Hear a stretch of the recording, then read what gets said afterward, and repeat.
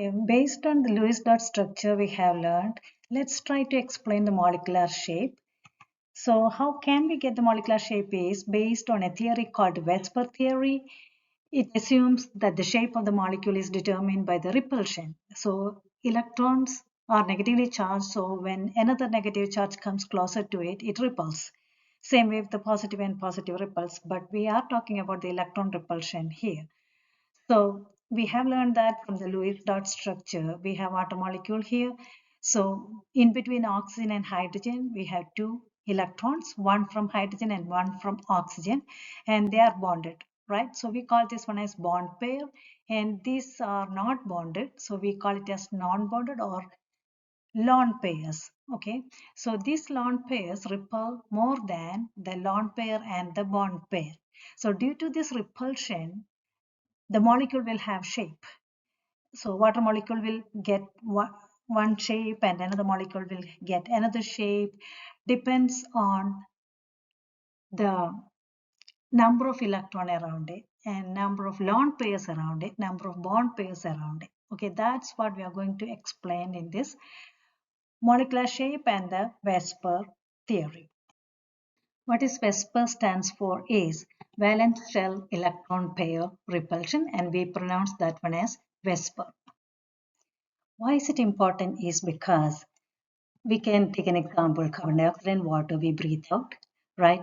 Depends on the shape. We can explain the properties of carbon dioxide and water. You already know carbon dioxide is gas and water is liquid. So how can we explain the properties is based on the shape of the molecule. So according to VSEPR theory, each shape has its own name, depends on how many electron sets around the central atom. We call this one as central atom at the center, and how many electron sets around it depends on that. We have specific name for each shape. Let's go ahead and see one at a time. Let's begin with a simple molecule, hydrogen cyanide, and which has this Lewis structure. We can see that there are two sets of electrons around the carbon, the central atom carbon here, and the set bonded to nitrogen is triple bond. Still we consider that one as one set because it is lying this area. So since we have two sets, we have a linear shape according to VSEPR model, and the bond angle is going to be 180 degree to make it as far away as possible and to have minimum repulsion. And so there are two types of shapes we can talk about. The electron geometry because of the number of electron sets around it, and molecular geometry because of the atoms around it. So in both cases, the shape is going to be linear because we don't have any lone pairs around the central atom. Next, let us consider a molecule that has 3 electron sets around the central atom like this. So the first example is formaldehyde, which is having a Lewis dot structure like this.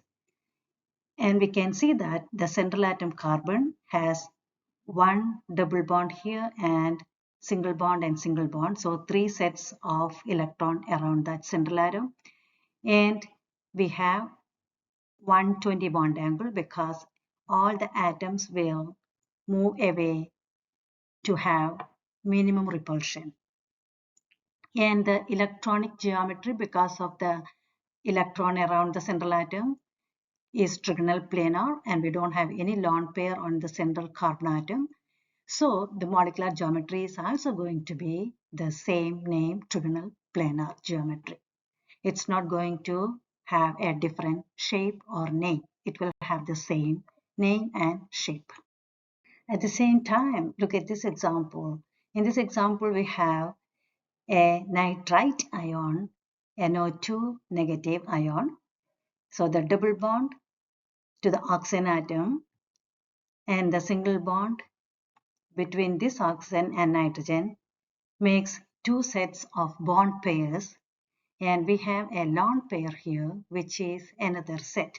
So we have three sets around the central atom, but two of them are bond pair and one of them is a lone pair. So what happens here is this lone pair and bond pair repel more than the bond pair and bond pair.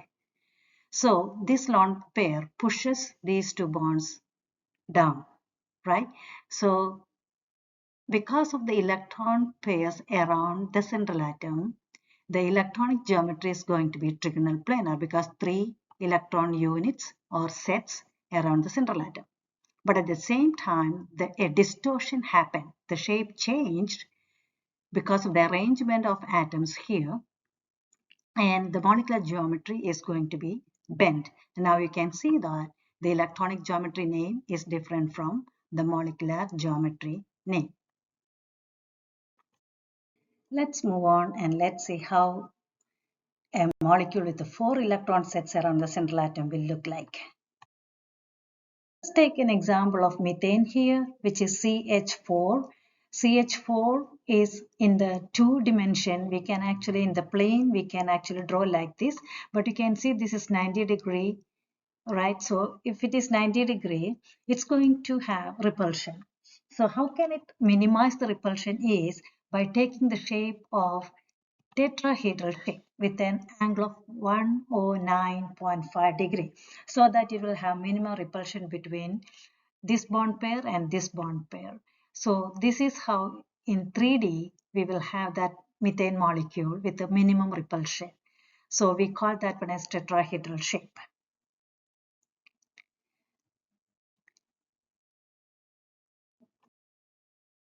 Now let us see the molecule ammonia with the formula NH3. We can see that NH3 Lewis dot structure, when you draw the Lewis dot structure, you can see we have 3 bond pairs and 1 lone pair. This lone pair and bond pair will repel from on both sides, and it will get a distorted shape which looks like this. The lone pair is here and both the bond pairs are little distorted. The shape changed, and we call this shape as trigonal pyramidal because the shape looked like triangle here at the bottom, and the whole molecule looks like a pyramid shape. So this one is called trigonal pyramidal shape with a one lone pair on top. We normally don't show the lone pair in the drawing, and we will have just that trigonal pyramidal shape. Here we can see that both molecule got 4 electron units around the central atom, but the name changed because of the distortion happened. So the molecular geometry in both cases, because of the arrangement of atoms around it, is changed. But the electron pair geometry is going to be the same. This is going to be the tetrahedral, and this is also going to be the tetrahedral because of the electron pairs around it. But because of the atoms around it, the name of this one is tetrahedral, but the name for ammonia is going to be trigonal pyramidal. Tetrahedral geometry can also lead to another molecular geometry if it has 2 lone pairs around the central atom, like in the water molecule here. So if you draw the Lewis dot structure, you can see that there are 2 lone pairs around the oxygen central atom. So what happens? The lone pairs pushes those 2 bond pairs here between oxygen and hydrogen.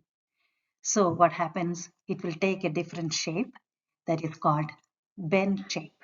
So we can see the lone pairs here and the bond pairs here. So it will have a bond angle of 104.5 degree. So the molecular geometry is going to be bent, but the electronic geometry is going to be tetrahedral because we have 4 electron units around it. This table summarizes all the ideas we have discussed, and notice that depends on the number of lone pairs around the central atom, the molecular geometry name changes. So we call the molecular geometry sometimes we simply call it as shape. So likewise, we can explain molecules with expanded octet as well, but we are just explaining the basic ones here now.